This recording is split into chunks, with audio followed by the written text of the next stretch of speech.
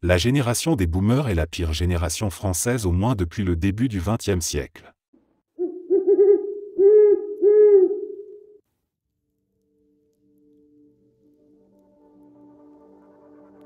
J'en peux plus d'entendre les mêmes rengaines autour de l'écologie à longueur de journée, comme « chaque geste compte », si tout le monde faisait un petit effort, chacun doit faire sa part et montrer l'exemple.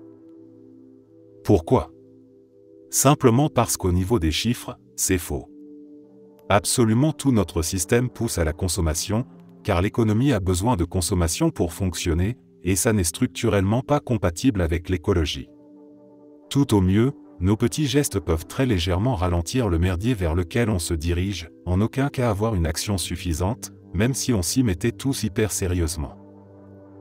Cette tendance à culpabiliser le citoyen de ne pas faire ce qu'il faut, alors qu'on le met dans un monde qui ne demande que ça, n'a absolument aucun sens.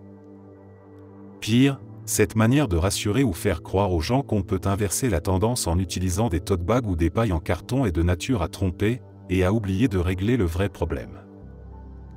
De plus, la véritable écologie nécessiterait un effort de retour en arrière en termes de confort, ou de prix à payer, que très peu de personnes sont prêtes à faire aujourd'hui. J'en ai marre de ce greenwashing collectif permanent, qui cache les problèmes réels. Si vous voulez agir parce que vous y croyez encore, et bravo à vous, arrêtez d'engueuler Kevin qui laisse couler un chouïa trop l'eau, et posez-vous les vraies questions.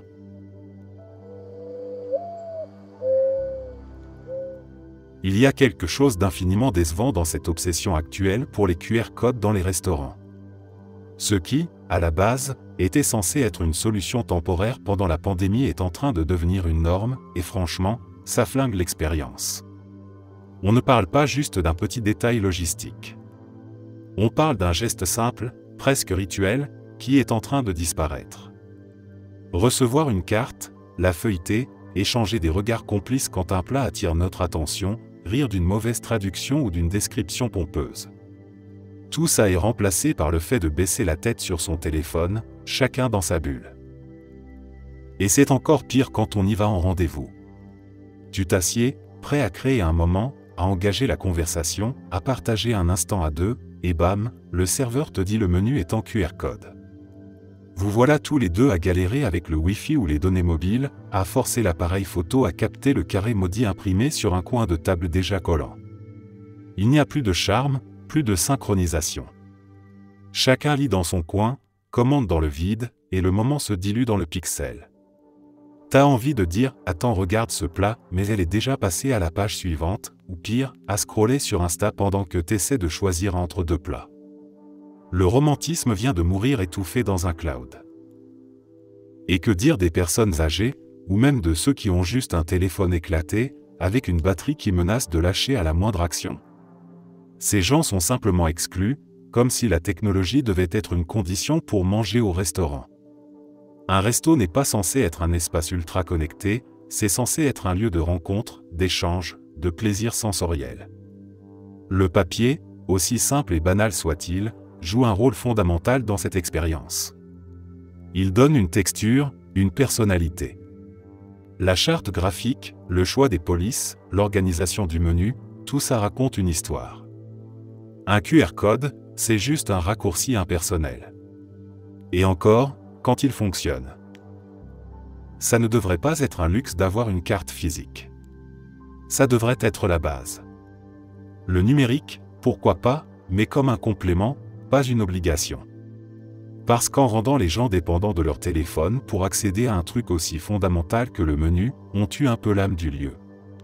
On rend l'expérience mécanique, froide et profondément déshumanisée.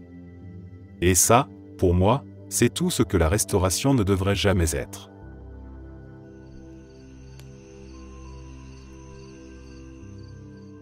Je ne comprends pas le culte autour de la plage. Vraiment. C'est l'une des expériences collectives les plus surestimées de l'été. On nous vend ça comme un moment de détente, un paradis estival, un incontournable, alors que concrètement, c'est souvent une épreuve sensorielle, sociale et logistique dont je me passerais bien. D'abord, le sable. Ce truc traître qui semble inoffensif à première vue, mais qui s'infiltre absolument partout. Dans les chaussures, dans le maillot, sous les ongles, dans les sacs, parfois même dans la bouffe. Tu peux faire tout ce que tu veux, secouer ta serviette comme un maniaque, marcher comme un moine zen, le sable finira quand même par t'accompagner jusque chez toi et ressortira de ton tote bag en novembre. Ensuite, l'eau. Non seulement elle est salée donc collante, irritante, agressive pour les yeux, mais en plus elle est souvent remplie de trucs louches. Des crabes, des algues gluantes, des méduses qui ruinent la baignade dès qu'on en aperçoit une à 5 mètres. Sans parler des autres baigneurs. Parce que oui, se baigner avec 300 inconnus qui barbotent en slip et recrachent de l'eau de mer, c'est loin d'être le summum de l'hygiène. Et le public ? Il faut en parler. La plage gratuite en haute saison, c'est un condensé d'humanité dans ce qu'elle a de plus bruyant et de plus sans gêne. Des gens qui hurlent au téléphone, des gamins qui balancent du sable sur tes affaires, des enceintes Bluetooth qui crachent du Jules ou du Maître Gims à fond. Aucun respect de la tranquillité. Si t'as le malheur de chercher un endroit un peu calme, faut t'exiler à 600 mètres du poste de secours avec l'espoir que personne ne s'installe à 30 cm de ta serviette au bout de 10 minutes. Et puis soyons honnêtes, on s'ennuie. Passer les 20 premières minutes à se dire « Ah ça fait du bien », l'ennui arrive vite. Tu crames au soleil en lisant 3 pages d'un bouquin trop chaud pour être tenu, tu fais des sudokus à moitié aveugles à cause de la lumière, tu regardes l'heure toutes les 2 minutes en te demandant si c'est socialement acceptable de partir maintenant. Même se baigner devient répétitif. Et tu ne peux même pas faire de vraie longueur comme dans une piscine. T'as juste des vagues molles, des gens qui te foncent dedans et du sable qui revient dans ton maillot à chaque plongée. Franchement, la plage, c'est l'illusion d'un bon moment.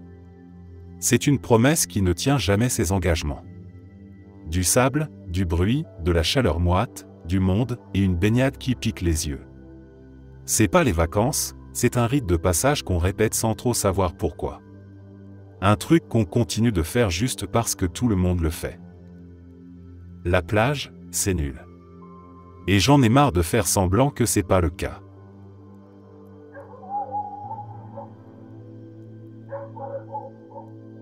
Il semblerait que les fumeurs n'aient pas conscience d'accent grave quel point leur cigarette est impactante pour les gens autour d'eux.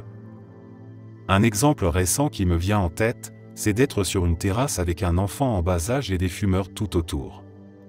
Chaque fumeur va fumer juste une clope, sauf que mon gosse aura eu dans le visage de la fumée quasiment tout le long. Moi j'ai juste envie de respirer l'air frais de la montagne en buvant un chocolat sur une terrasse, mais non, des gens en ont décidé autrement pour leur plaisir personnel. Au même titre qu'écouter de la musique à fond sur son téléphone en haut-parleur est un acte égoïste et individualiste, enfumer les gens à plusieurs mètres à la ronde pour un plaisir personnel, l'est tout autant. Le problème n'étant pas la clope elle-même, mais bien sur la fumée qui s'en dégage. Le principe de l'espace public est pourtant simple, on ne fait pas ce qu'on veut, on respecte les autres. Imposer sa fumée aux autres n'est pas correct. Les fumeurs sont libres de pouvoir fumer certes, mais chez eux. Au même titre qu'il y a énormément de choses qu'on fait chez soi, mais pas dans l'espace public. J'entends déjà certains brandir le drapeau de l'intolérance envers les fumeurs, non. Je m'en fous que des fumeurs fument. Je leur demande de pas émerder les gens autour d'eux qui ne fument pas. Je sais bien que dans notre société ça s'est perdu, mais il y a un concept qui s'appelle le vivre ensemble et qui implique que l'on adapte ce que l'on fait en fonction des gens qui nous entourent afin de partager un respect mutuel. Enfumer des dizaines de personnes à la ronde avec la fumée d'une clope parce que ça fait plaisir à soi-même, ben c'est irrespectueux. Que les fumeurs soient ok avec l'idée de s'intoxiquer, c'est leur problème, mais qu'ils n'intoxiquent qu'eux-mêmes, tout simplement.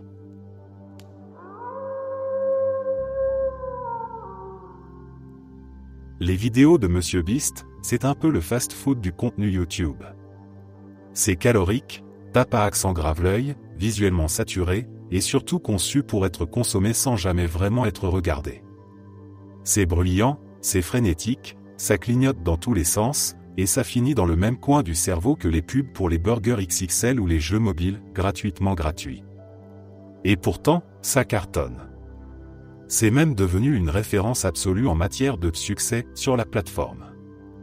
Mais à quel prix, et surtout, pourquoi faire ? Le format est toujours le même, un concept simple poussé à l'extrême, une mise en scène millimétrée, des millions de dollars balancés dans le décor, et une mécanique algorithmique pensée pour capter l'attention jusqu'à la dernière seconde. Et au fond, c'est tout ce que c'est. Une performance logistique, pas artistique. Un exploit de production, pas de contenu. On ne regarde pas MrBeast pour ressentir quelque chose, pour rire, pour réfléchir, ou même pour s'identifier. On regarde pour voir jusqu'où il va aller. Quelle somme absurde il va claquer cette fois. Quelle version encore plus gonflée d'une vidéo TikTok il va produire. Et le gars lui-même ? Transparent. Aseptisé. Sans aspérité. MrBeast, c'est l'homme algorithme. Pas de point de vue, pas de contradiction, pas de personnalité marquée. C'est un visage souriant qui sert de repère au milieu de son univers saturé de décors en carton, de criage d'amis sous caféine et de mécaniques de jeux absurdes. Il ne raconte rien. Il ne vit rien. Il distribue des billets comme on jette des cacahuètes à des singes, tout en étant applaudi pour sa générosité. Mais on confond très souvent mise en scène de la charité et engagement réel.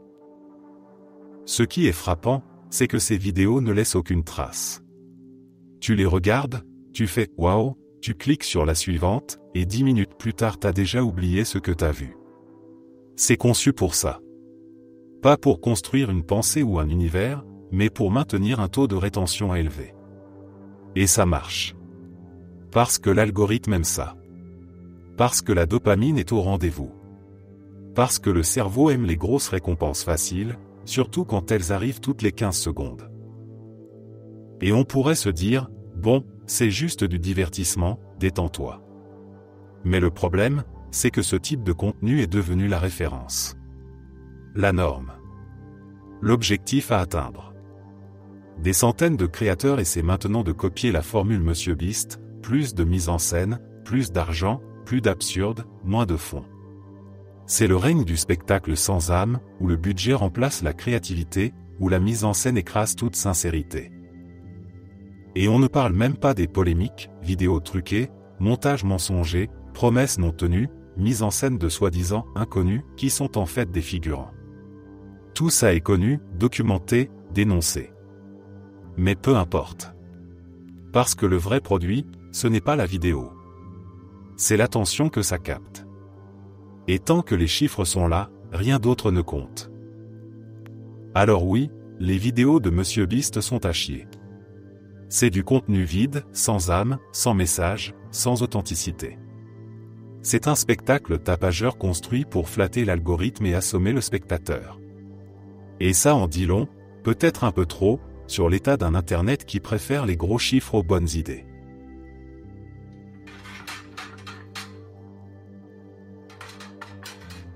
Hier soir, sorti dans un restaurant sympa avec des amis. Au moment de payer, la serveuse nous demande comment on veut procéder, on dit qu'on divise en 4 et voilà. Elle nous sort un terminal CB perfectionné, comme on disait avant, et nous dit que la machine nous posera 2 questions chacun, noter le service et combien on veut laisser de pourboire. 3 options, 5%, 10%, 15%. Et évidemment la serveuse reste là et observe combien chacun décide de mettre en pourboire. C'est pas la première fois que je me retrouve avec une machine qui me demande combien je veux laisser en pourboire. J'ai rien contre les pourboires de façon générale, j'en laisse régulièrement en France si le service était sympa et que j'ai de la monnaie qui traîne, mais on est en France, les prix s'entendent net et service compris. Réclamer un pourboire ne se fait pas de mon point de vue et en plus rester là à observer c'est de la manipulation, qui a envie de mettre 0 devant la personne concernée et ou devant ses amis, des connaissances ou pire, un date ? Et j'ai l'impression qu'on voit l'option sur toutes les applis de services importés des États-Unis et que c'est en train d'apparaître un peu partout. Leur tipping culture comme ils disent là-bas, c'est de la merde. Les restos soupaient leurs serveurs, qui se retrouvent à devoir quémander des pourboires pour avoir de quoi vivre. On peut rien faire sans que quelqu'un n'attende un pourboire, le mec avec qui j'ai fait un saut en parachute une fois m'a glissé une enveloppe à la fin, sur laquelle il était écrit qu'un pourboire d'au moins $50 était attendu. C'est un cancer qu'il ne faut pas importer ici. Il faut qu'on parle du phénomène des fans de foot. Parce qu'à force d'être banalisé, sacralisé, même valorisés dans l'espace public, on en oublie à quel point leur comportement est souvent à deux doigts de l'irrationnel, voire carrément ridicule. Et pourtant, dès qu'on parle de groupies, ce sont toujours les adolescentes fans de pop stars qui se font moquer. Celles qui pleurent quand Taylor Swift sort un nouvel album ou campe devant une salle de concert. Mais entre nous, c'est quoi la vraie différence avec un fan hardcore de foot? Parce que quand on regarde objectivement, ce sont les mêmes mécaniques. Voire pire. D'abord, il y a cette habitude complètement lunaire de s'approprier les victoires comme si c'était des exploits personnels. On a gagné, on est en finale, on va les écraser. Alors qu'en vrai, tu n'as pas couru 90 minutes, tu n'as pas fait un sprint, tu n'as même pas quitté ton canapé. T'étais là, en survêt, transpirant de stress sur ton coussin, à commenter la performance d'athlètes professionnels depuis ton salon. C'est du pur fantasme d'identification. Une fan de musique ne dira jamais « on a sorti un banger », elle dira « elle a tué ce morceau ». Elle sait qu'elle ne fait pas partie du process. Les fans de foot, eux, vivent tout par procuration, mais avec la conviction étrange que leur soutien transforme la réalité. Et puis il y a le folklore. Les klaxons dans la rue pour une victoire, les fumigènes, les cris, les chants à 2 heures du matin, les cortèges bruyants comme si c'était la libération de Paris. J'ai jamais vu une fanbase de chanteuse pop bloquer le périph' parce qu'elle a remporté un Grammy. Les fans de musique célèbres, oui, mais ils n'envahissent pas l'espace public à la moindre émotion. Le supporter de foot, lui, prend la ville en otage pour exprimer sa passion. Mais le plus absurde, c'est le niveau de dévotion. Certains connaissent les moindres détails de leur joueur préféré, ses stats, son club formateur, sa blessure au ligament croisé de 2014, le nom de ses enfants, de son chien, ce qu'il mange au petit-déj. Ils suivent ses déplacements en temps réel, scrutent son compte Insta, se battent dans les commentaires avec d'autres fans qui osent le critiquer. On est littéralement dans une dynamique d'idolâtrie, d'obsession, de fanatisme. Mais bizarrement, ce n'est pas vu comme groupie, c'est vu comme de la vraie passion. Parce que le foot, c'est sérieux, c'est viril, c'est culturel. Et parlons de l'agressivité. Une mauvaise décision arbitrale et c'est l'émeute. Un match tendu, et tu te retrouves avec des bastons de supporters. Un hors-jeu mal sifflé peut se transformer en bagarre générale dans un bar. Il y a des insultes homophobes, racistes, misogynes dans les gradins. Il y a des affrontements organisés entre groupes ultras, des agressions, des morts même. Et on continue de dire que c'est la ferveur, la passion du sport. Pendant ce temps, une fan de Taylor Swift rentre chez elle après le concert avec des paillettes sur les joues et des étoiles plein les yeux, sans avoir cogné qui que ce soit. La vérité, c'est que la société a construit une hiérarchie implicite des passions. Être fan de foot, c'est noble, collectif, populaire. Être fan d'une pop star, c'est futile, féminin, ridicule. Pourtant, dans les faits, c'est la même chose, des gens qui trouvent du sens à travers une figure publique, qui partagent une émotion collective, qui investissent du temps, de l'énergie et de l'argent dans cette passion. Mais les uns sont célébrés, les autres moqués. Alors non seulement les fans de foot sont des groupies, mais ils sont parfois les plus extrêmes, les plus bruyants, les plus irrationnels. Ce n'est pas de la passion pure, c'est souvent du délire collectif validé socialement. Et il serait peut-être temps qu'on arrête de prendre de haut les autres formes d'admiration juste parce qu'elles ne portent pas un maillot de club et qu'elles n'ont pas le droit d'allumer un fumigène.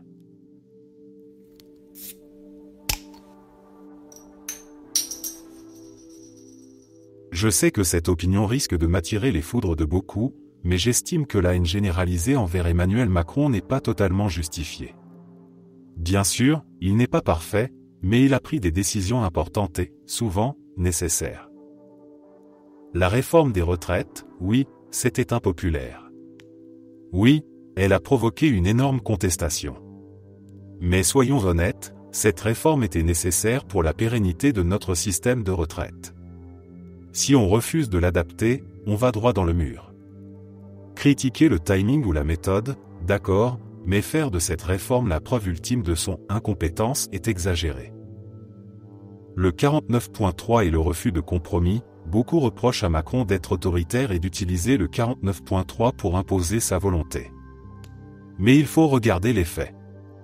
Macron a appelé à plusieurs reprises la gauche et la droite à travailler avec lui.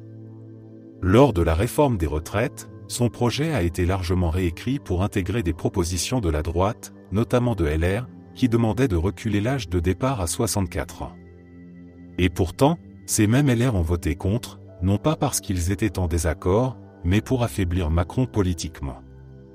De même, la gauche a choisi de s'opposer systématiquement, souvent sur la forme plus que sur le fond.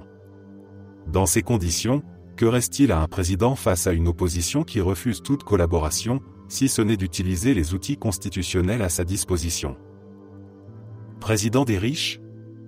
On l'entend souvent, mais c'est réducteur. Oui, il a mis en place des mesures comme la flat tax, mais cela a contribué à faire de la France le premier pays d'investissement étranger en Europe. Cela favorise l'attractivité économique et, indirectement, l'emploi. Et avec les baisses de cotisations salariales, beaucoup ont gagné en pouvoir d'achat. L'inflation a malheureusement annulé une bonne partie de ce gain, mais il n'a pas la main sur la politique monétaire de la BCE ou des US qui l'ont provoqué. Augmenter les recettes par le travail, on peut ne pas aimer sa philosophie économique, mais elle a porté des fruits. Le chômage a baissé significativement sous sa présidence. Les chiffres parlent d'eux-mêmes, les recettes n'ont jamais été aussi hautes que cette année, malgré la baisse d'impôts et de cotisations. Dépenses excessives, là où je suis critique, c'est sur la gestion des dépenses. Les efforts pour générer des recettes sont complètement annulés par une dépense publique trop élevée. Il y a un manque de rigueur à ce niveau-là. Covid et bouclier énergétique. Durant la crise du Covid, la France a été parmi les pays qui ont le mieux protégé leurs citoyens financièrement, avec des aides massives pour les entreprises et les salariés. Même chose avec le bouclier tarifaire face à la crise énergétique. Cela a permis d'éviter des drames pour beaucoup de familles et ce n'est pas Bernard Arnault qui aurait eu du mal à payer ses factures. Suppression de la taxe d'habitation, une mesure bénéfique pour de nombreuses personnes, surtout les ménages les plus modestes qui ne sont pas propriétaires. Ceux qui se plaignent que cela se répercute sur la taxe foncière oublient que cela concerne avant tout les propriétaires, donc les plus aisés. Une opposition qui joue la stratégie plutôt que les idées, ce qui frappe avec Macron, c'est qu'il ne fait pas face à une opposition classique. Le NFP s'oppose à tout, systématiquement, parfois sans même chercher à améliorer les projets. Là encore le PS a annoncé qu'il virerait de leur parti toute personne qui accepterait un poste dans le gouvernement. C'est débile. LR aurait pu devenir un allié naturel sur des projets comme les retraites ou la sécurité, mais ils préfèrent affaiblir Macron pour exister politiquement. Cela pousse inévitablement à des blocages et rend son gouvernement vulnérable, ce qui alimente le recours au 49.3. En résumé, Macron est loin d'être parfait, mais il a pris des décisions difficiles pour moderniser le pays, souvent au prix de son image. Ces erreurs existent, bien sûr, mais réduire son bilan à « le président des riches », celui qui détruit la France, est simpliste.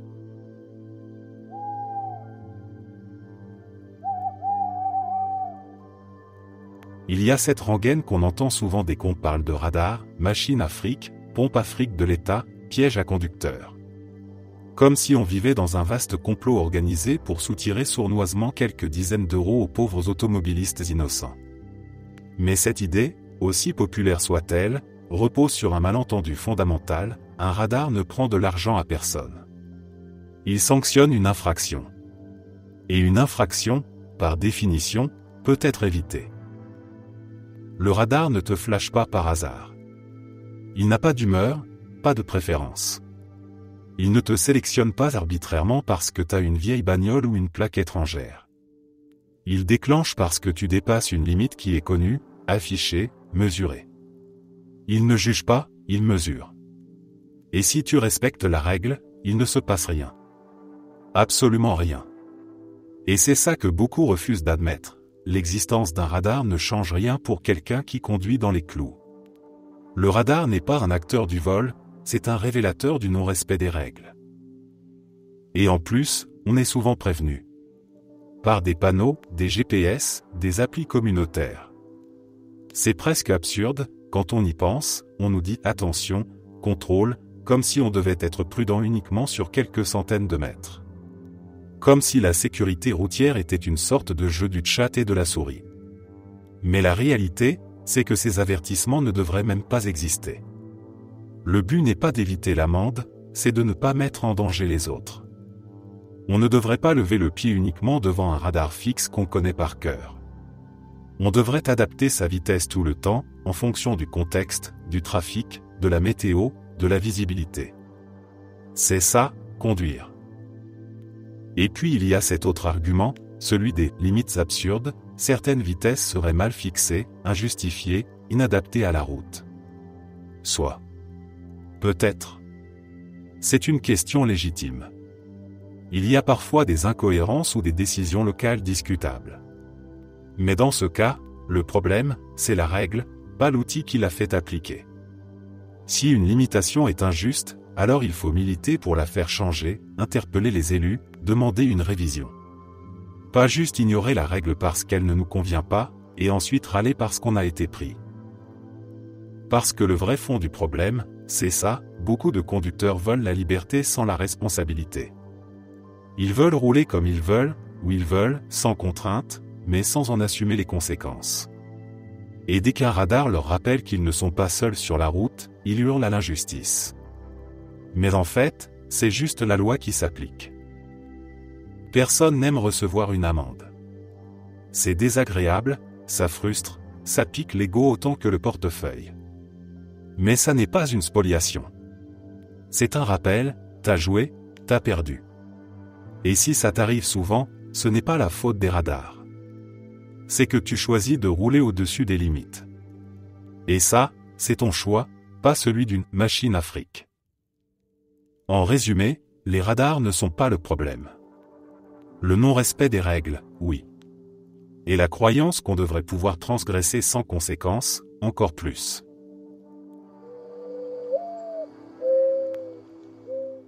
Salut à tous, médecin cardiologue ici.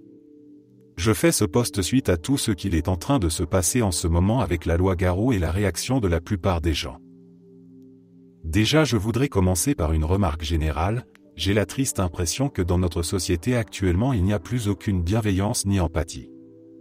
Alors je sais que c'est pas nouveau mais j'aime à croire qu'un jour la tendance s'inversera et il aura un mouvement positif où au lieu de cracher leur haine les gens se mettront à réfléchir, essayer de se mettre à la place de l'autre, arrêter de se comporter comme des enfants gâtés qui pensent que tout leur est dû et donner des directives qui ne les impliquent bien évidemment jamais. Maintenant que c'est dit, je vais essayer de vous montrer le point de vue de ma profession, en espérant que ça aidera à changer de paradigme. Les médecins sont privilégiés, pour le coup je suis assez d'accord avec ça. Par contre, il faut voir à quel prix. Perso, j'ai fait 11 ans d'études, passé 2 concours, le deuxième se passe sur 3 ans et si vous pensez que le premier est dur, ce n'est rien comparé au second. J'ai fait des semaines de 80 heures payées 1300 net, passé des week-ends entiers de garde à me faire détruire pendant que mes potes allaient boire des coups le week-end. Un médecin rentre dans la vie active aux alentours de 30 ans, pendant que tu vois tes potes se marier, fonder une famille, toi tu es marié à l'hôpital. Pour moi, il y a des gens infiniment plus privilégiés, politiciens, joueurs de foot, riches héritiers, qui sont largement plus privilégiés et qui le méritent 100 fois moins. Les médecins sont payés par la sécurité sociale donc ils sont redevables à la société, entièrement faux et un des deux arguments qui m'énerve le plus. Les patients paient le médecin et sont eux remboursés par la Sécu. Si un jour ou l'autre ce qui risque d'arriver la Sécu s'effondre, les maladies vont pas s'arrêter. Vous irez toujours chez le médecin, paierez probablement plus cher et serez pas remboursé. Concrètement pour nous ça change rien. Et si vous pensez que de fait on aurait moins de consultations perso, je suis à 4 mois d'attente pour un RDV simple, je suis obligé de voir des patients entre midi et 2 et manger en 15 minutes quand j'ai pas d'autre choix. Les études des médecins sont financées par les impôts. Déjà si on suit la logique, l'école publique est financée par les impôts jusqu'au lycée.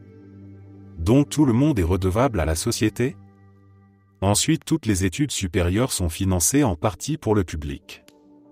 Sauf qu'en médecine, de la 3e à la 6e année on bosse pour un salaire éclaté, 200 € par mois en moyenne à mi-temps, puis de la 7e à la 11e année voire plus pour moins de 2000 € net sans les gardes en faisant concrètement le travail d'un médecin senior. Je vous encourage à aller voir les études sur le net, la société est largement redevable aux médecins à la fin de l'internat. La médecine est une vocation, vous devriez sacrifier votre vie au détriment des autres, vous l'avez choisi, donc on remplace dans le contexte, t'arrives à 30 ans séché, t'as passé 2 concours, et t'es payé au lance-pierre pour des horaires de malade pendant que vos potes ont fondé des familles et vous trouvez ça normal qu'on aille dans un village sans école, sans cinéma, sans hôpital pour commencer notre vie active. Encore une fois évidemment, ça n'engage en rien ceux qui sont pour ce genre de mesures, simplement ça fait tellement de bien de se défouler derrière un écran en jouant avec la vie des autres, c'est tellement plus compliqué d'essayer 2 secondes de comprendre plutôt de critiquer. Les desserts médicaux en sont arrivés là parce que délaissés par nos politiques. Ce n'est pas notre faute, et à notre place aucun d'entre vous ne voudrait y vivre. Ça me fume de voir à quel point on peut avoir une relation privilégiée médecin-patient, partager les joies, les peines, construire une relation spéciale et se faire éclater par la majorité de la population derrière un ordinateur. Les médecins sont vos alliés, on ne vous laisserait jamais tomber, on se battra toujours pour nos malades au détriment de notre santé. Ça serait bien qu'on se sente soutenu par nos patients, parce que oui, dans votre vie vous serez forcément le malade d'un médecin.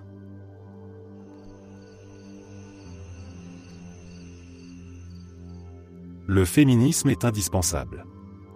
Il l'a toujours été, il l'est encore aujourd'hui, et il le sera tant que l'égalité ne sera pas atteinte. Le sexisme anti-femme est systémique, structurel, historique.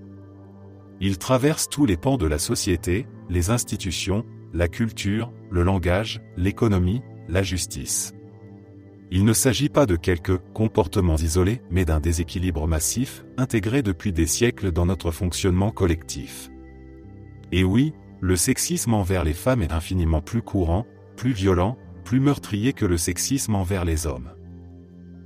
Mais voilà, ce n'est pas une raison pour fermer les yeux sur les dérives, sur les contradictions internes, sur les impensés d'un certain féminisme contemporain.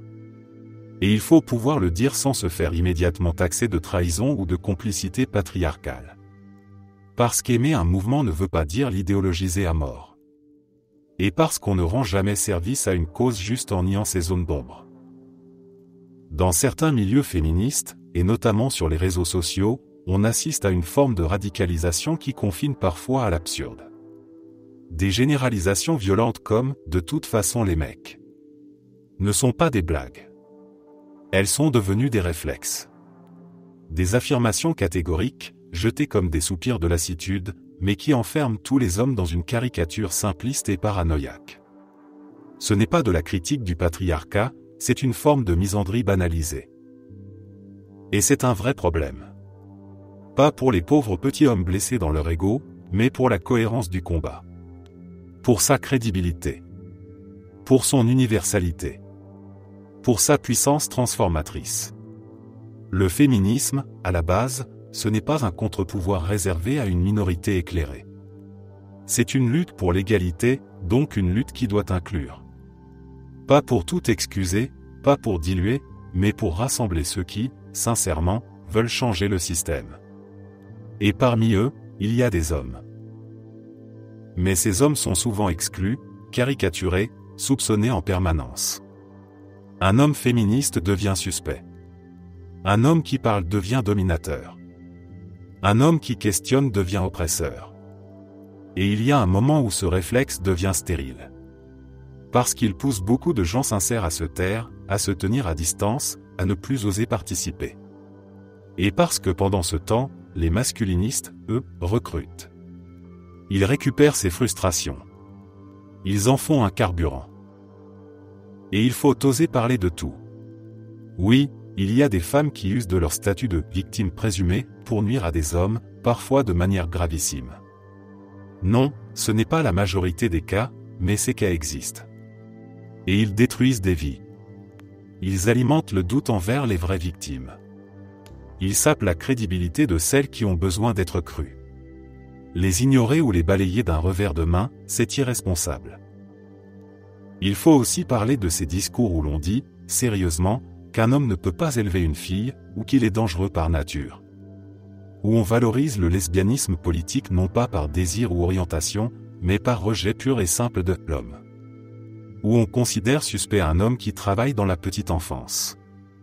Où l'on nie la violence conjugale masculine subie, comme si un homme battu était une anomalie, une honte, une blague.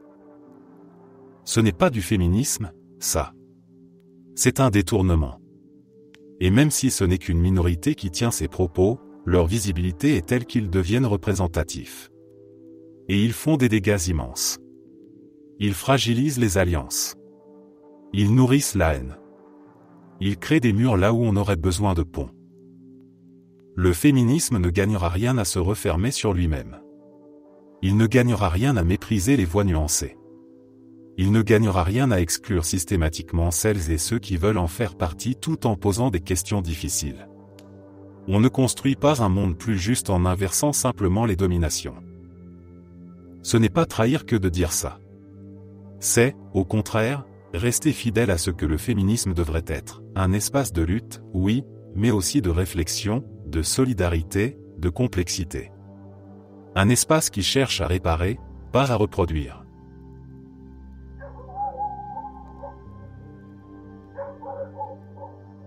Imaginez. Vous êtes une femme de 87 ans. Vos parents sont décédés. Votre frère aîné est décédé. Votre sœur cadette a un cancer du sein pour la 2e fois. Vos 2 meilleurs amis ne sont plus de ce monde. Ces dernières années vous êtes allé à 5 fois plus d'enterrements que de mariages. La semaine dernière c'est votre petit chien qui est parti pour toujours chez le vétérinaire, vous n'en aurez pas d'autre, c'est fini ce temps-là. Votre mari a Alzheimer. Cette collègue avec qui vous avez travaillé pendant 30 ans a Parkinson. Vous vous questionnez tous les jours sur votre propre fin, est-ce que vous allez vous aussi en passer par là? Votre tête n'est plus aussi efficace qu'avant. Vous avez des difficultés à retenir certaines informations. Dernièrement, vous avez oublié le prénom de votre boulanger préféré. La technologie avance plus vite que vous, vous êtes largué. Les informations constantes des 4 coins du monde vous rendent anxieuse et méfiante. Vous avez déjà été arnaqué par téléphone par un faux banquier, et on vous a volé 400 €. Quand vous allez chez le garagiste, vous ne savez pas s'il dit la vérité ou s'il essaie de profiter de votre vulnérabilité. Vous vous repliez sur vous-même parce que vous craignez qu'on se joue de vous. Vous devenez plus conservatrice, vous avez peur du changement parce que tout change trop vite autour de vous. Dès que votre ordinateur fait une mise à jour, vous êtes en colère parce que vous n'aimez pas que les choses ne soient plus comme avant. Vous avez des vertiges et vous vous sentez très fatigué, mais le médecin vous a dit « c'est l'âge ma pauvre dame ». Vous iriez bien voir un autre médecin mais vous ne le connaissez pas, et l'inconnu vous fait peur, vous avez besoin de vos habitudes. Vous avez des douleurs au dos, aux genoux, vous vous rappelez il y a 40 ans en arrière, quand vous faisiez encore tous ces travaux dans la maison. Et comme vous étiez mince et jolie. Vous vous réveillez très tôt le matin, vers 5 heures, et vous vous ennuyez depuis que votre mari est entré en clinique, vous êtes seul, alors à 8h25 vous êtes devant l'entrée du magasin pour faire vos courses, parce que ça vous donne un but pour commencer la journée. Ça vous arrive de vous mettre en colère ou de paniquer quand vous n'arrivez pas à faire quelque chose, quand votre carte bleue ne passe pas à la caisse, quand le prix affiché n'est pas le bon. Ça vous énerve ces jeunes qui sont impolis, la musique trop forte, les files d'attente trop longues. Vous savez que c'est un peu irrationnel et pas très grave, mais les émotions vous dépassent. Vous êtes en dépression mais on ne vous diagnostiquera probablement pas et vous n'aurez pas de traitement, parce que la dépression chez les seniors est totalement sous-estimée. On pense que c'est être chiante parce que vous êtes juste vieille.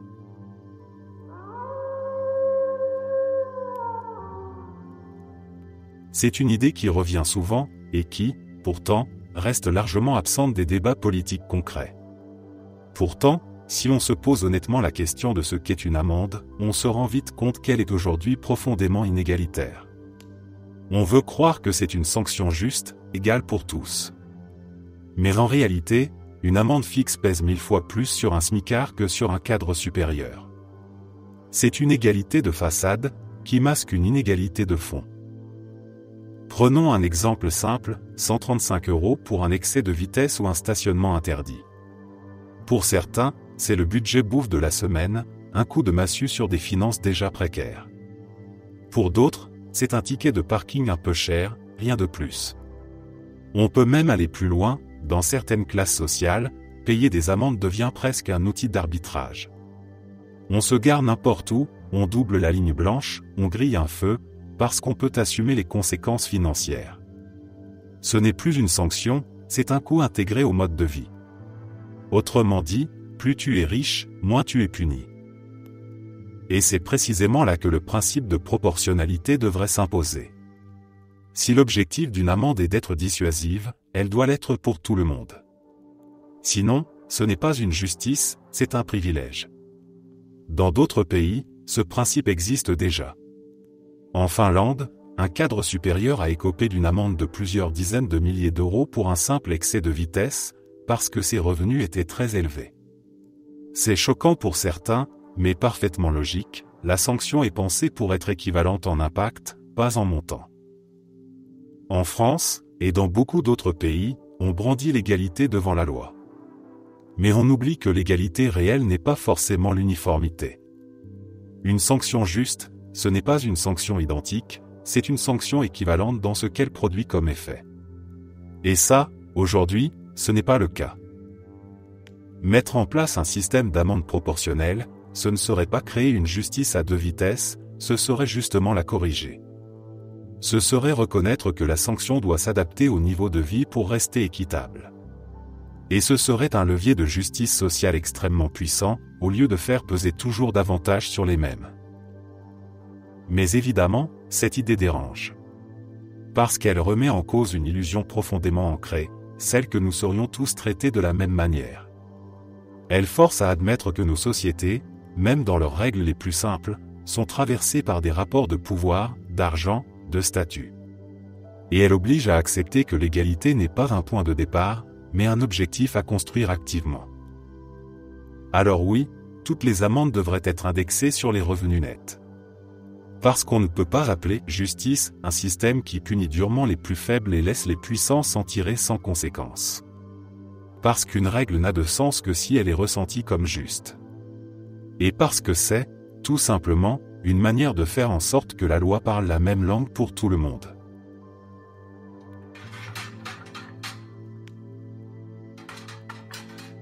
Il n'y a rien de mal à ne rien vouloir faire de sa vie.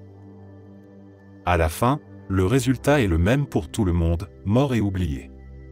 Le temps qu'on a sur Terre est limité, alors autant en profiter pour faire ce qui nous plaît. Rien de vraiment impopulaire jusqu'ici, me direz-vous. Mais si par malheur il apparaît que cette idée de « profiter de la vie » implique quelque chose peu photogénique, rester chez soi à rien foutre, par exemple, tout de suite ce n'est plus le même son de cloche. Certes, être productif fait partie des injonctions sociétales, même quand cela n'a pas grand sens. Pourtant même chez les gens qui reconnaissaient que la valeur d'une vie ne se juge pas à la quantité de pognon que tu rapportes à ton patron, ou, si tu as cette chance, que tu as, cette notion de est présente. Ces gens-là sont juste dans la projection. Oh, mais je deviendrais fou si je n'avais rien à faire. Oh, mais c'est une vie qui n'aurait pas de sens, vous connaissez la rengaine. Il est clair que ces gens sont convaincus de ce qu'ils disent, et que cela s'applique à eux-mêmes, mais ça n'en fait pas une vérité générale pour autant. D'où le titre, ce n'est pas « gâcher sa vie » que de ne pas vouloir explorer le monde, de se contenter d'un cercle social réduit voire inexistant, ou de n'avoir que des activités passives. L'important c'est que la personne en question soit satisfaite de ses conditions.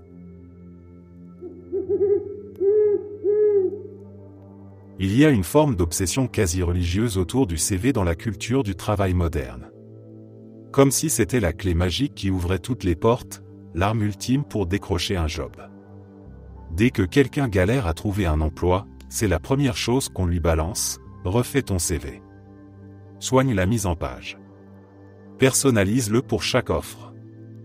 Et bien sûr, ce sont des conseils qui partent souvent d'une bonne intention. Mais à force de rabâcher ça, on en arrive à invisibiliser complètement les vraies raisons pour lesquelles tant de gens restent sur le carreau. Parce que non, dans la très grande majorité des cas, ce n'est pas le CV le problème. Tu peux avoir un CV parfaitement rédigé, sobre, lisible, pertinent, et quand même ne pas être rappelé. Pourquoi ?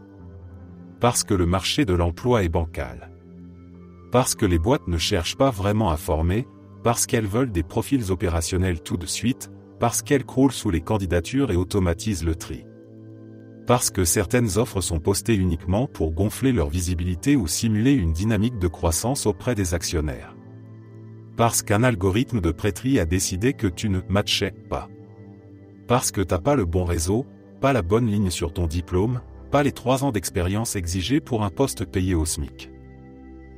Et c'est là que le discours sur le CV devient toxique.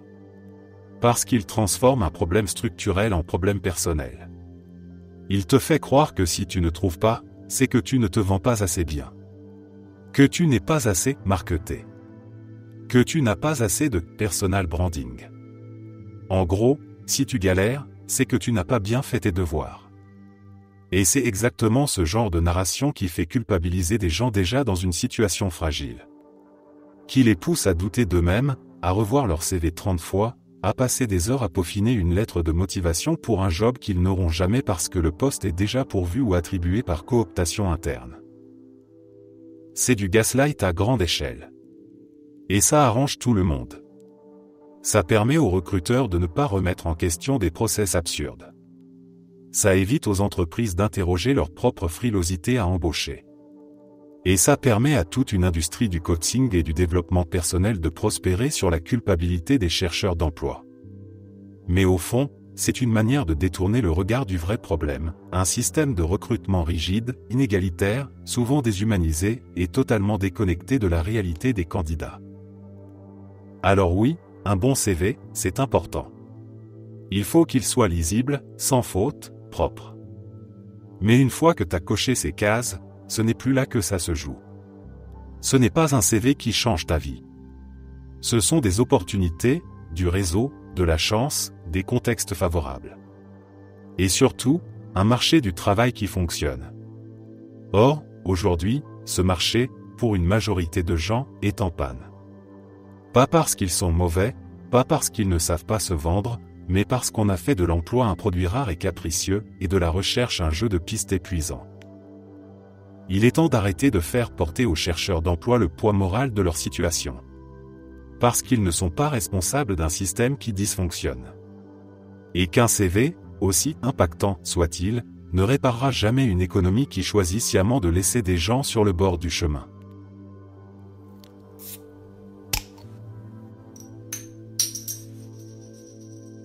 Ce n'est pas normal de rejeter les enfants. Tous ces gens qui veulent des espaces sans enfants, à mon sens, ont un état d'esprit malsain. Que ça soit les vacances sans enfants, les restos sans enfants, les trains, avions sans enfants. Alors oui, un enfant ça fait du bruit, mais c'est un bruit de vie. On est tous passés par là, on a tous pleurniché et crié, et on a tous bénéficié de la patience des adultes, qui savent que toutes ces choses passent et sont normales, et je trouve ça beau. Oui mais moi j'ai pas d'enfants, c'est pas pour supporter ceux des autres. Bravo le nombrilisme et l'égoïsme, le monde entier tourne parce qu'un jour, on a fait des enfants et qu'ils sont devenus grands, et qu'aujourd'hui ils font tourner ton jacuzzi et préparent ton petit cocktail. Je trouve ça vraiment hyper triste, les enfants c'est aussi des créatures curieuses, joueuses et drôles. C'est vrai que certains sont mal élevés, et je suis d'accord pour dire que ceux-là peuvent être désagréables. Mais quand je vois des adultes rejeter tous les enfants, je trouve ça hyper déprimant. Comment est-ce qu'on peut s'endurcir le cœur à ce point ?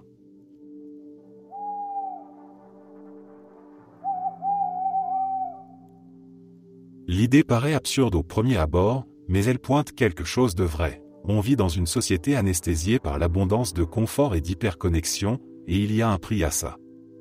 L'attention humaine est devenue une ressource surexploitée.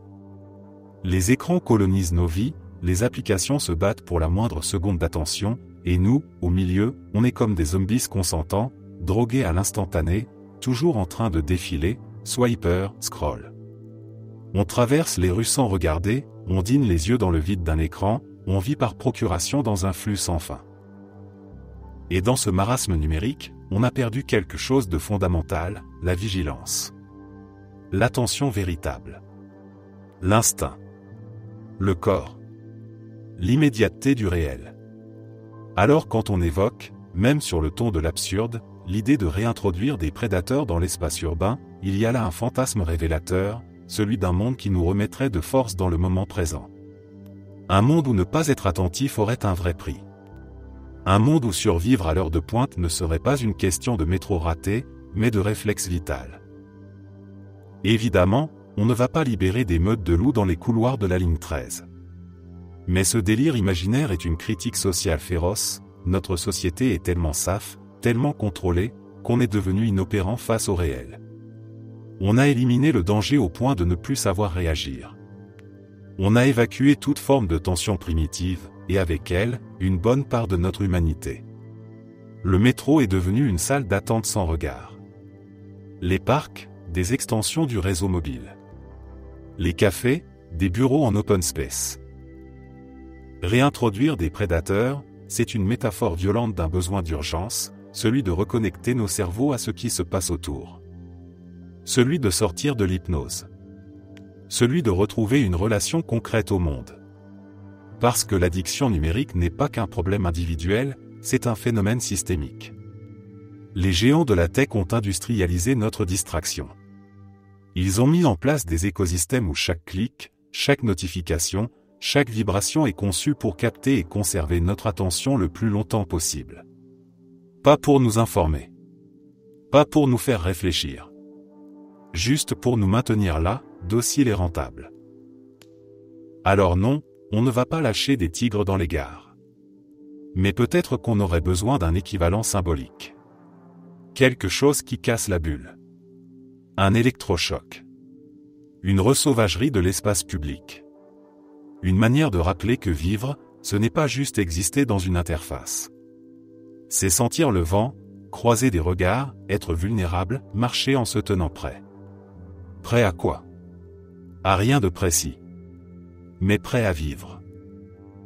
Le problème, c'est que ce genre de secousse, on ne la veut plus. On veut du prévisible, du lisse, du confortable. On veut zapper le monde quand il devient trop exigeant.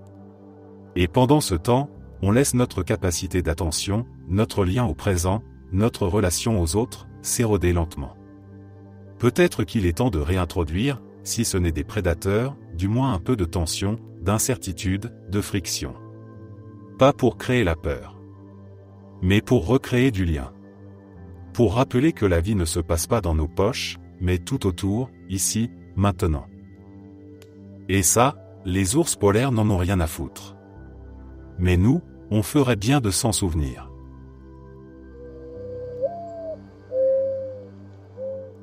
Les gens qui disent « profite de ta jeunesse » quand t'as 15 ans, sont complètement à côté de la plaque. Société. Je comprends pas les gens qui sont nostalgiques de leur adolescence. Franchement, objectivement, c'était de la merde. T'as zéro liberté. Tu dois rendre des comptes à tes parents pour tout, tu vas où? Faire quoi? Avec qui? Et tes devoirs? Le seul truc intéressant quand t'es au lycée, c'est la découverte de nouvelles choses. Sinon, c'est de la merde. T'as pas une thune. Tout le monde dans ton entourage est immature, et ça part en cancan à la moindre occasion. T'as un stress pas possible à cause des notes. Franchement, ça saoule. Le pire, c'est qu'à 15 ans, tu te dis « Ah mais si je profite pas maintenant, c'est foutu, je vais plus jamais m'amuser après », alors que c'est complètement faux. Maintenant que je suis dans ma trentaine, j'ai pas masse de thunes, mais si je veux me payer un jeu vidéo qui me plaît, je peux. Si je veux boire des coups, ou aller au resto le week-end, je peux. Personne me casse les couilles, et comme j'ai ma boîte, j'ai pas de patron à qui rendre des comptes, quel plaisir. Jamais de la vie j'échange mes années lycée contre ma vie maintenant.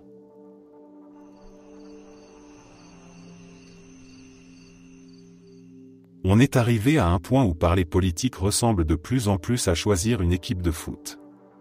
T'as ton maillot, ton camp, ton slogan, et tu passes ton temps à huer l'adversaire sans même écouter ce qu'il dit. Et franchement, ça fatigue.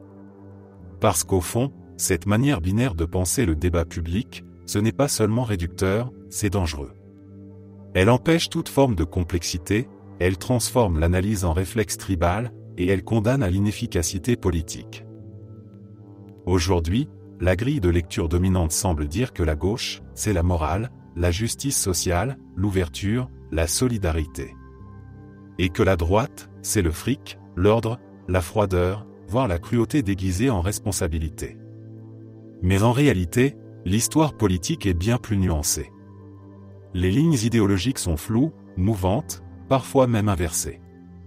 La droite gaulliste a mis en place des piliers sociaux majeurs. La gauche mitterrandienne a mené des réformes qui ont aussi dérouté les plus précaires. Et entre les deux, il y a eu des alliances, des trahisons, des revirements, des compromis.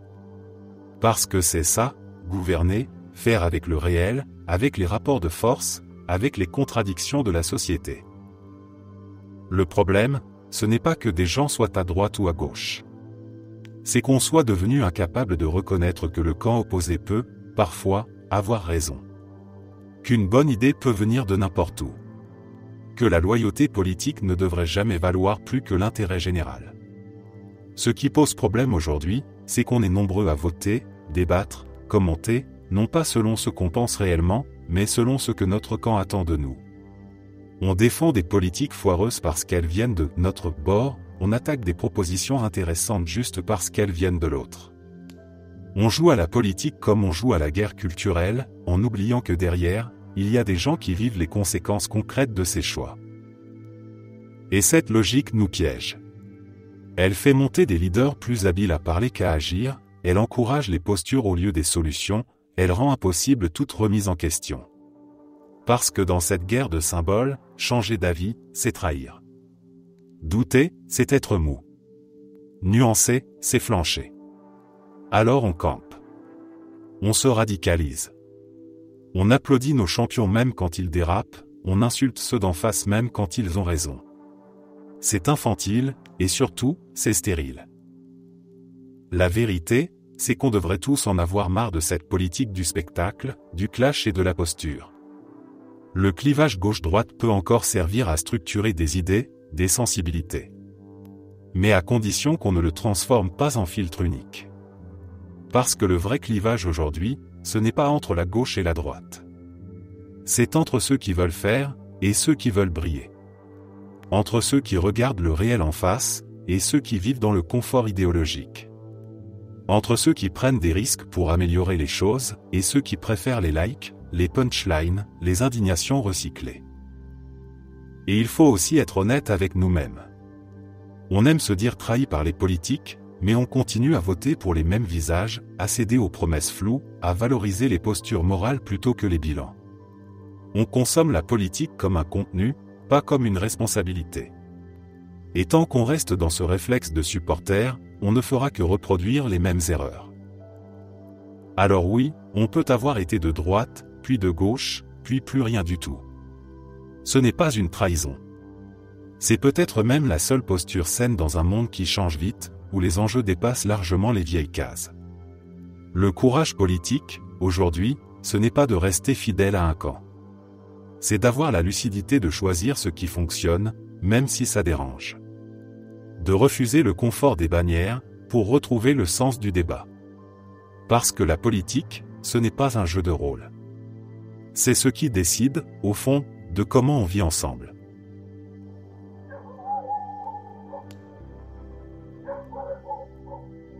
Mon opinion est que la génération des boomers est la pire génération française au moins depuis le début du XXe siècle, et qu'elle est la principale responsable des déséquilibres budgétaires et sociétaux actuels.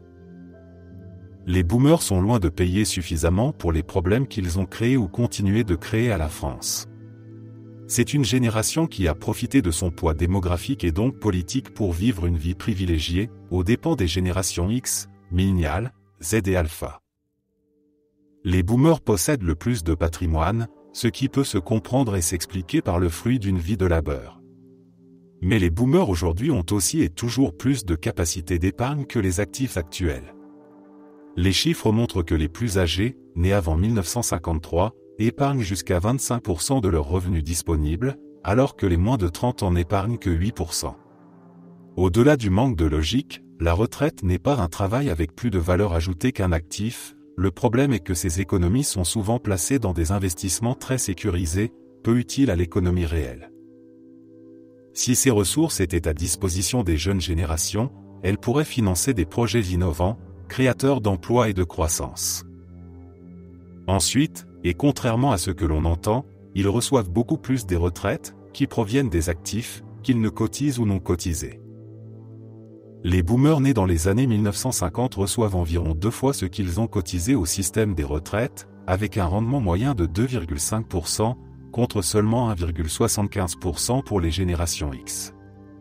Le poids de ces belles retraites sur les actifs est à l'origine du matraquage fiscal ressenti. De plus, le contrat social des retraites en France est, en général, le suivant: la génération active cotise pour les retraités.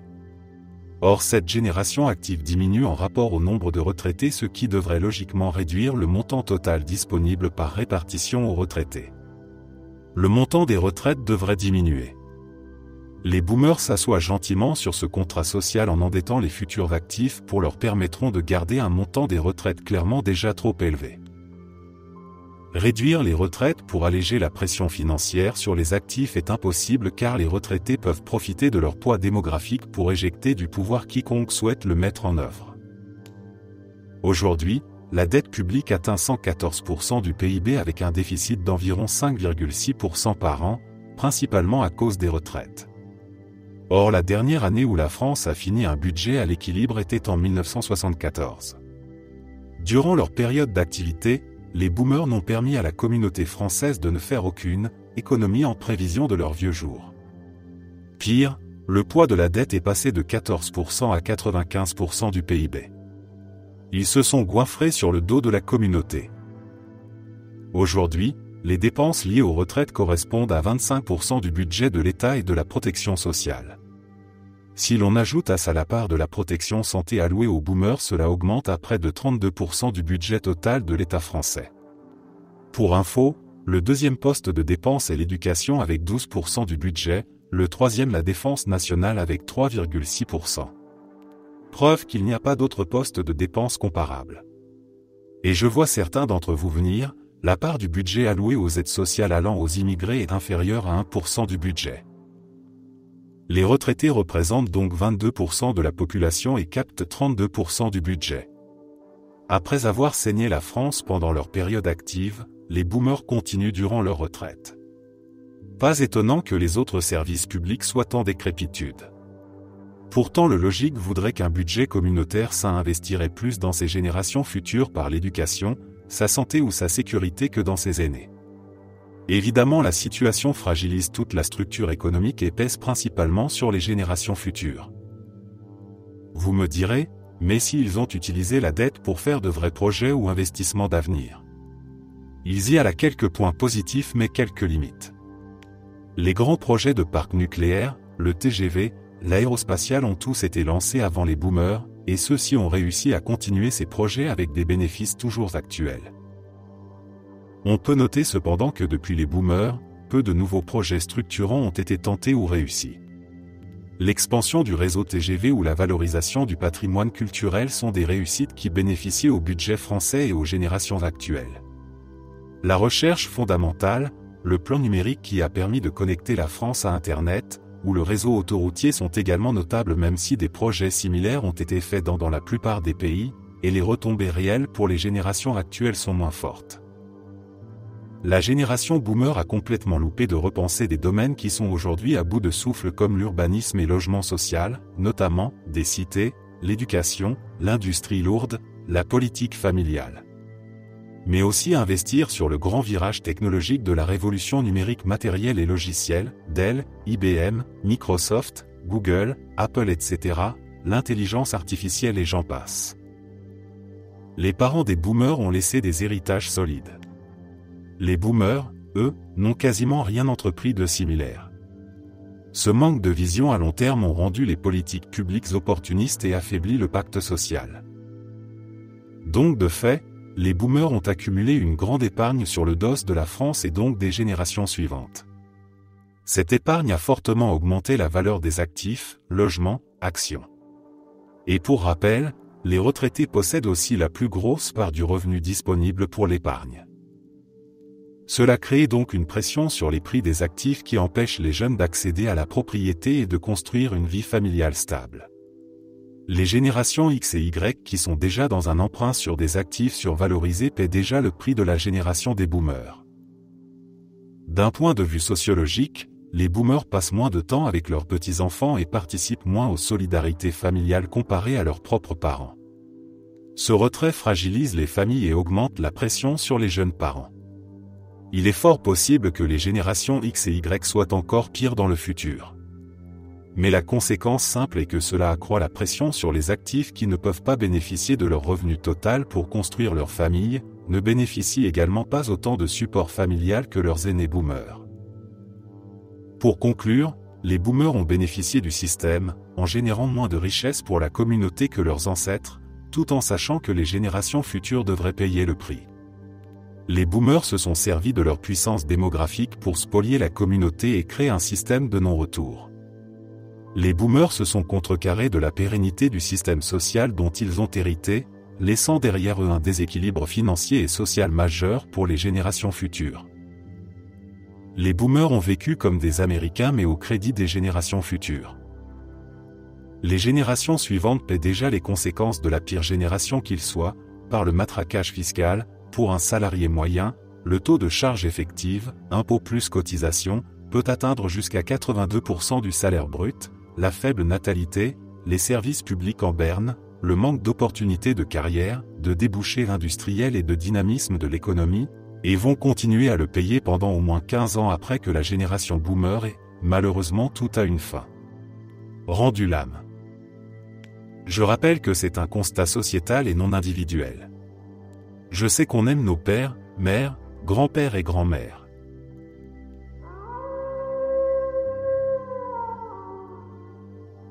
Il fut un temps où le pacte social tenait sur une promesse simple, tu participes, tu contribues, et en retour tu as droit à une place, une protection, une reconnaissance. C'était imparfait, mais ça donnait un sens collectif à la citoyenneté. Ce modèle, né dans l'après-guerre, a tenu parce que tout le monde avait quelque chose à perdre et à gagner dans le système. Il y avait une dépendance mutuelle. Aujourd'hui, ce contrat est en miettes. Pas par accident, mais par transformation profonde de notre rapport à la société, à l'État et aux autres. On vit dans une époque où tout est fonctionnel, individualisé, dématérialisé. L'impôt devient un fardeau pour les classes moyennes, une humiliation pour les plus pauvres, et une absurdité punitive pour les plus riches. Personne ne voit ça comme une contribution à un projet commun. Chacun pense que l'autre triche, profite, abuse. Mais cette crise ne vient pas que de la suspicion, elle vient surtout de la fin de l'interdépendance. De cette impression que chacun peut s'en sortir seul, avec ses propres réseaux, ses propres outils, ses propres stratégies. Les riches n'ont plus besoin du reste de la société. Ils se déplacent en jet, se soignent dans des cliniques privées, mettent leurs enfants dans des écoles internationales, gèrent leur retraite avec des placements offshore, et se protègent avec des services de sécurité privés. Ils vivent dans un monde parallèle, un monde clos, qui ne partage plus rien avec les autres, sauf peut-être les routes et l'air. Et encore. Les classes moyennes, elles, continuent de porter l'essentiel de la charge fiscale, éducative et sociale. Elles financent, mais ne reçoivent plus vraiment. Elles vivent la double peine, trop riches pour être aidées, trop pauvres pour s'extraire. Elles deviennent amères, cyniques, parfois rageuses. Elles n'ont plus l'impression de faire partie d'un ensemble, juste d'un système de ponction. Et les pauvres, eux, voient bien que les aides ne sont pas un filet de sécurité mais des pansements. Des rustines pour calmer, gérer, contenir. Pas pour réparer, ni pour reconnaître. Ils savent qu'on les soupçonne toujours d'abuser, qu'ils doivent mériter chaque euro, qu'on les surveille, qu'on les juge. Et ils sentent que leur sort intéresse peu tant qu'ils ne dérangent pas trop. Le problème fondamental, ce n'est pas qu'on serait tous devenus des salauds individualistes. C'est qu'on ne ressent plus le besoin objectif d'un destin commun. Plus besoin du service public, plus besoin de s'en remettre à la collectivité, plus besoin même de s'accorder avec les autres. Chacun a ses applis, ses solutions, ses réseaux, sa stratégie d'optimisation personnelle. Et ça change tout. Car une société solidaire ne repose pas sur la gentillesse. Elle repose sur la contrainte mutuelle. Tu aides les autres parce que toi aussi, tu peux avoir besoin d'aide. Tu paies l'école parce que tes enfants y vont. Tu paies la santé parce que tu tomberas malade. Tu paies la retraite parce que tu en bénéficieras. Tu acceptes la police, les règles, la loi, parce que tu es vulnérable sans elle. Mais que se passe-t-il quand plus personne ne dépend vraiment du système? Quand certains peuvent s'acheter tout ce que l'État fournit, quand d'autres ne reçoivent plus rien, et que les derniers financent sans retour? Il ne reste que le ressentiment. Chacun croit que l'autre est le problème. Chacun se sent trahi. Et au lieu de reconstruire un projet commun, on creuse nos tranchées. On appelle ça fracture, crise, tension, mais le mot juste, c'est déconnexion. Et dans cette déconnexion, chacun devient complice, même sans le vouloir. Parce qu'on fait tous des choix qui nourrissent cette logique de l'entre-soi, de la distance, du confort personnel au détriment du commun. On veut tout le monde idéal, sans rien lâcher de nos avantages. Tu commandes sur Shein, tu cautionnes une économie à bas coût, à haute casse sociale. Tu refuses que ton enfant aille dans un collège RP, tu renforces la ségrégation scolaire. Tu dis que tu en as marre de payer pour les autres, tu exploses le peu de confiance qu'il reste dans la solidarité. Tu bosses dans la tech et ignores le monde réel, tu participes à son abandon. Tu touches des aides tout en contournant les règles, tu abîmes la seule chose qui justifie encore le système, la confiance. Et c'est peut-être ça le plus brutal, se rendre compte qu'on est tous, à des niveaux différents, en train de scier la branche. Pas parce qu'on est fondamentalement mauvais. Mais parce qu'on est seul, désenchanté, parfois épuisé, et qu'on ne sait plus ce que pourrait être un « nous » crédible. Un « nous » qui ne soit pas un slogan. Un « nous » qui est un prix. Parce qu'il faut être honnête, un monde partagé ne se construit pas sans concession. Pas sans effort. Pas sans perte. Et aujourd'hui, très peu sont prêts à perdre quoi que ce soit.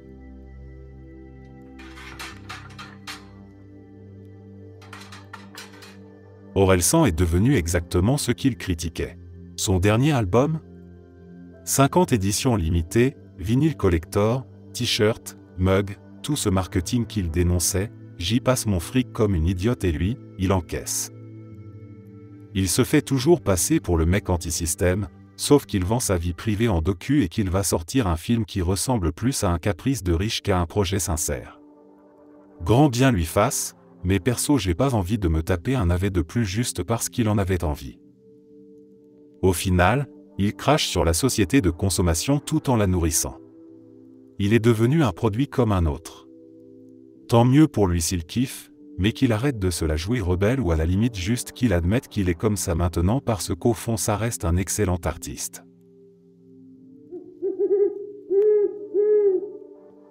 Il y a cette idée largement répandue selon laquelle voyager rendrait automatiquement plus ouvert, plus tolérant, plus éveillé.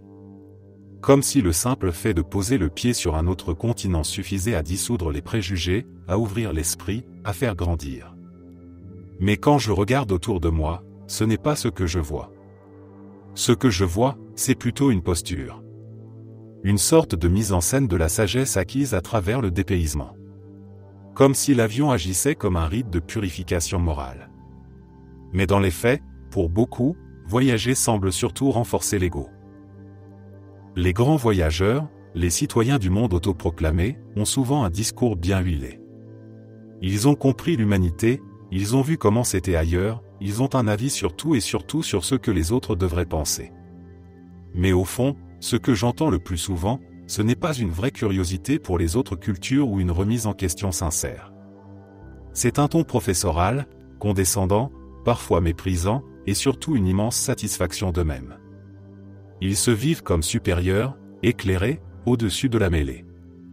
Ils méprisent les gens qui ne sont jamais sortis de leur trou, en les associant à l'ignorance, à la bêtise, à la médiocrité. Et ce mépris, il a un nom. C'est du mépris de classe déguisé en éveil culturel. Ça donne bonne conscience, ça fait progresser son branding personnel, mais dans le fond, ça alimente une barrière sociale encore plus sournoise. Parce qu'elle n'est plus basée sur l'argent directement, mais sur l'expérience du monde qui est pourtant, elle aussi, largement une question de moyens. Voyager demande du temps, de l'argent, une certaine stabilité. Et ceux qui n'y ont pas accès deviennent automatiquement les symboles de la fermeture d'esprit, de la petitesse, de la pauvreté intellectuelle. C'est facile de prôner l'ouverture quand on a les moyens de s'acheter des billets d'avion tous les 3 mois. C'est facile de dénoncer l'Occident consumériste depuis une terrasse de café à Bangkok, téléphone à la main, cocktail à 12 € en photo. Et il ne faut pas se mentir, ces voyages à l'autre bout du monde, ils sont rarement neutres. Ils laissent une trace, pas toujours belle, sur les lieux visités. L'empreinte carbone, les hôtels qui poussent sur des mangroves rasées, les plages transformées en décors de shooting pour Instagram, les cultures locales caricaturées pour s'adapter à la consommation touristique. Tout ça au nom de quoi? De s'ouvrir l'esprit? De mieux se connaître soi-même? C'est un peu fort de café. Ce qui est peut-être le plus dérangeant, c'est que le voyage, au lieu de rendre humble, semble parfois rendre plus sûr de soi. Comme si avoir vu comment vivent les gens ailleurs donnait une légitimité absolue à parler au nom des autres. Mais voir, ce n'est pas comprendre. Être là, ce n'est pas vivre la réalité des gens. Et l'humilité, la vraie, c'est justement d'admettre qu'on ne comprend pas tout, même après avoir voyagé. Peut-être surtout après. Alors oui, voyager peut être beau, enrichissant, inspirant. Mais ce n'est pas une baguette magique. Ça ne rend pas meilleur, ça ne lave pas les billets, ça ne supprime pas les privilèges. Et ceux qui le croient ou pire, qui veulent le faire croire participent souvent à une illusion dangereuse. Parce qu'ils confondent leur confort avec une conscience. Parce qu'ils déguisent leur goût pour l'exotisme en mission civilisatrice inversée. Et franchement, c'est peut-être encore plus toxique que l'ignorance qu'ils prétendent combattre.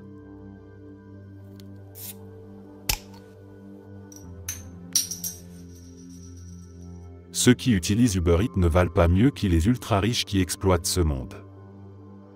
J'avais jamais utilisé Uber Eats, et puis par contrainte, j'étais en déplacement avec un collègue, le collègue a proposé cela comme dernier recours, on a donc installé l'application, j'ai pu voir l'ampleur du summum de l'incompréhensible.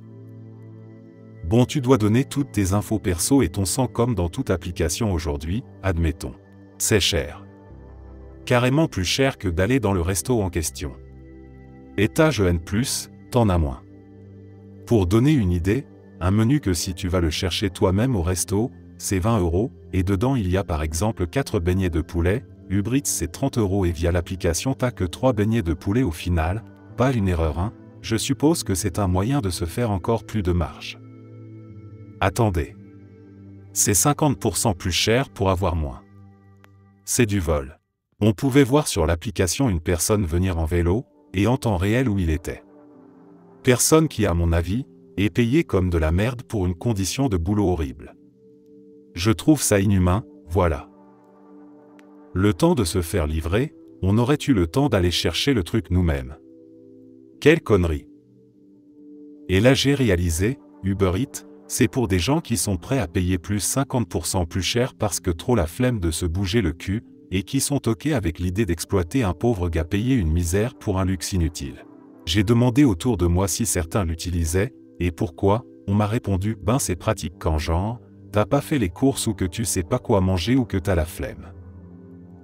Mais bordel, à quel point faut-il être égoïste pour faire payer le poids de ton incapacité à t'entretenir toi-même à de pauvres gens via un système complètement exploitant. Je résume. Rien à foutre de cramer de l'argent pour un luxe inutile. Rien à foutre d'exploiter des pauvres. Rien à foutre, mon confort personnel prime sur le reste.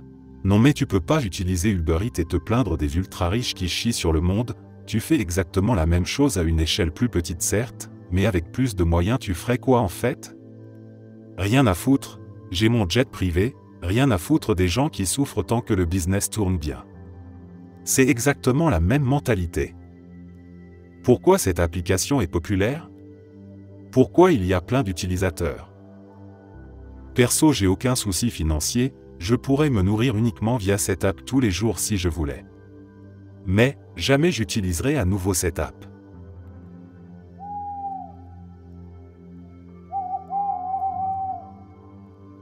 Il y a un confort presque primal à l'idée d'être bien au chaud chez soi pendant qu'il pleut dehors. Ce n'est pas juste une préférence climatique, c'est une sensation profonde, intime, celle d'un cocon face à un monde hostile. On entend la pluie qui tambourine doucement contre les vitres, la nuit qui enveloppe tout, et nous on est là, en pyjama ou emmitouflé dans un plaid, avec une tasse chaude entre les mains. Ce n'est pas juste agréable, c'est presque poétique. Et ce genre de moment, on ne l'a qu'en hiver. Mais l'hiver, ce n'est pas seulement rester dedans. C'est aussi sortir. C'est marcher dans l'air glacé, quand la respiration devient visible, quand le monde devient silencieux.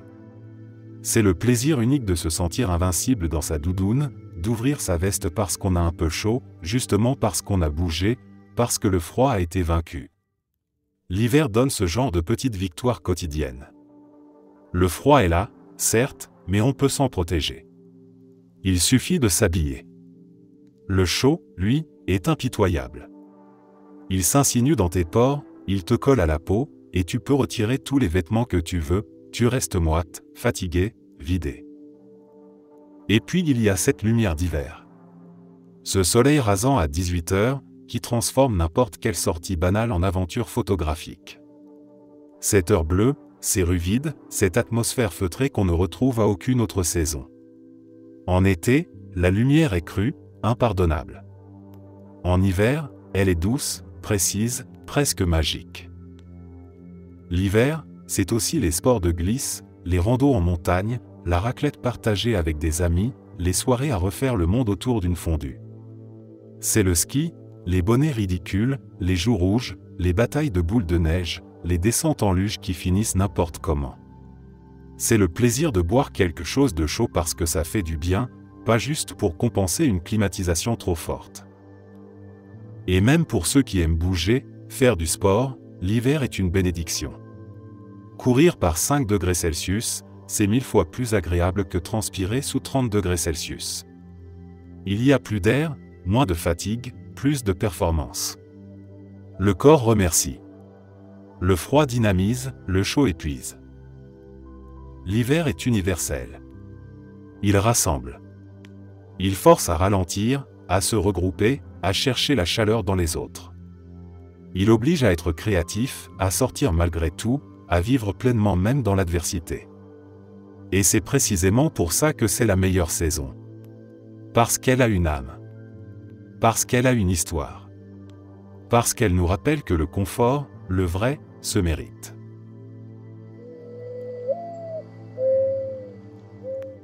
Il vaut mieux des petits seins que des faux seins. Peut-être que je me fourvoie totalement, mais j'ai l'impression que cette opinion est impopulaire. En fait, j'ai longtemps fantasmé, un peu à mon corps défendant, mais bon, que voulez-vous, je vis dans une société, sur les gros seins siliconés. Et puis, j'ai rencontré un jour une femme qui s'était fait refaire la poitrine. Esthétiquement, c'était tout à fait plaisant, mais au toucher, j'ai trouvé cela très décevant, seins durs, pas possible de caresser, de malaxer. Donc, voilà. Ça m'a vacciné des faux seins. Vive les seins naturels, peu importe leur taille. Petite précision, je ne souhaite pas remettre en cause le choix de se refaire la poitrine, je donne juste mon ressenti perso.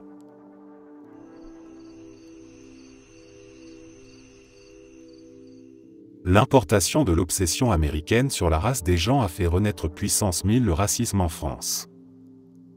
Avant toute chose, je tiens à signaler que je ne considère pas qu'il y ait de race entre les êtres humains et encore moins qu'il y ait une hiérarchie en fonction de la couleur de peau, religion, continent d'origine.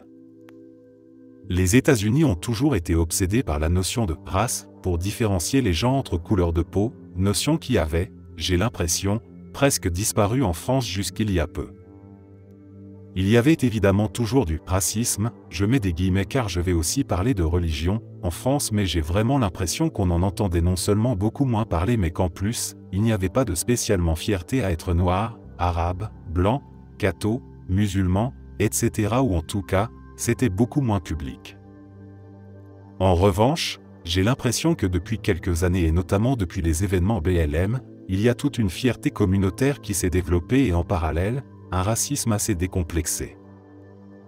À titre d'exemple, j'entends aujourd'hui beaucoup plus de personnes dire assez ouvertement qu'elles n'aiment pas telle ou telle communauté alors que le sujet était beaucoup plus tabou il y a quelque temps. J'ai vraiment l'impression de voir de plus en plus des communautés se former en France. Suis-je la seule à avoir remarqué cela? Et suis-je la seule à devenir de plus en plus gênée par la situation?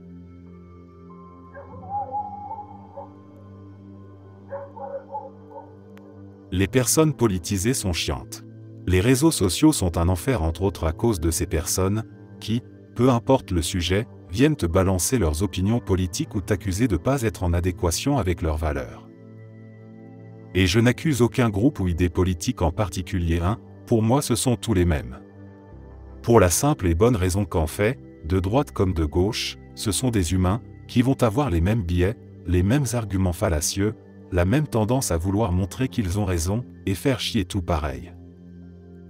À chaque fois t'as le droit à un homme de paille tout pourri car ils sont incapables d'argumenter sans chercher à te catégoriser dans le camp d'en face pour te décrédibiliser, toi t'es un facho ou toi t'es un woke. Constamment ils vont faire du cherry picking et aller chercher la pauvre info qui va aller dans leur sens pour tenter de se convaincre qu'ils ont raison, tout en accusant le camp d'en face de faire la même chose. Jamais ils cherchent à débattre ou à discuter, la conversation en résumé c'est « t'es une pauvre merde si t'es pas d'accord avec moi ». Les nuances n'existent pas avec eux, soit option 1, t'es un nazi capitaliste qui soutient le retour du fascisme. Option 2, t'es un bisounours aux cheveux bleus qui applaudit le grand remplacement et la décadence. Si tu critiques la gauche, t'es option 1, si tu critiques la droite, t'es option 2. Et si tu es capable à la fois de critiquer la gauche et la droite, ou d'apprécier des concepts de droite et de gauche, tu es un ovni pour eux. Tu es cette espèce d'anomalie à l'image d'une tartine de confiture sur le dos d'un chat, t'es à la fois un raciste bisounours et un facho woke, tournant infiniment au-dessus du sol. Et je sais que dans les commentaires va y en avoir qui vont tenter de justifier que, oui mais, camp d'en face, c'est un réel problème alors que mon camp à moi est vachement mieux. Vous fatiguez. Est-ce qu'il est inconcevable pour ces personnes de s'entendre ou juste discuter avec des gens qui n'ont pas les mêmes visions? Est-ce qu'on peut critiquer le progressisme sans se faire insulter de facho? Est-ce qu'on peut défendre des idées progressistes sans se faire insulter de woke? Est-ce qu'on peut juste discuter et être ok avec l'idée qu'il y aura toujours des divergences d'opinion sans tout ramener à chaque fois à un duel politique débile? Cette vision binaire gauche versus droite est fatigant. Putain, on n'est pas dans Star Wars avec le bon et le mauvais côté de la force. Vraiment, les gens qui défendent à fond des idées politiques, vous êtes turbo maxi relou.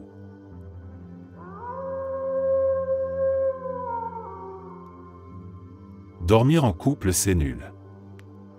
Sérieusement. Le moment du coucher ou du réveil oui ça peut être agréable, on fait des câlins, c'est propice au sexe ce qui est toujours bien dans un couple, mais la partie sommeil, c'est un enfer. Il y en a toujours un qui ronfle, qui tire la couette, qui pète, qui prend toute la place, qui se relève 3 fois pour pisser, et en vrai on ne va pas tous se coucher ou se lever en même temps donc souvent le côté câlin passe à la trappe. Perso quand je vais me coucher lui dort déjà depuis 2 heures et a eu le temps de s'étaler au milieu, je dois me faxer comme je peux dans un coin et je peux pas me mettre comme je veux, il ronfle, son réveil me réveille aussi et je mets une demi-heure à me rendormir après. Le seul moment où je dors vraiment bien, c'est les quelques heures après qu'il se soit levé, et tous les modèles de bouchons d'oreilles y sont passés sans changer grand-chose. Pourquoi on s'impose ça si on a le choix sérieux? On est tellement mieux chacun dans son lit.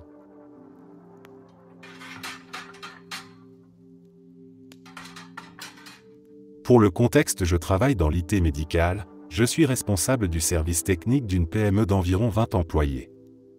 J'installe et maintiens, à distance sur le PC de nos clients, des solutions d'intégration, qui permettent à notre dispositif médical de communiquer et partager les examens avec le PC du praticien. J'aide très souvent des clients qui ont des soucis techniques divers et variés, et je n'ai généralement pas de soucis avec 85% des clients. Cependant, je fais souvent face à des praticiens qui ne connaissent rien au domaine informatique. Une partie d'entre eux le reconnaissent, et j'arrive à en faire quelque chose tant que j'explique simplement et bien. D'autres font le mur complet à la moindre question.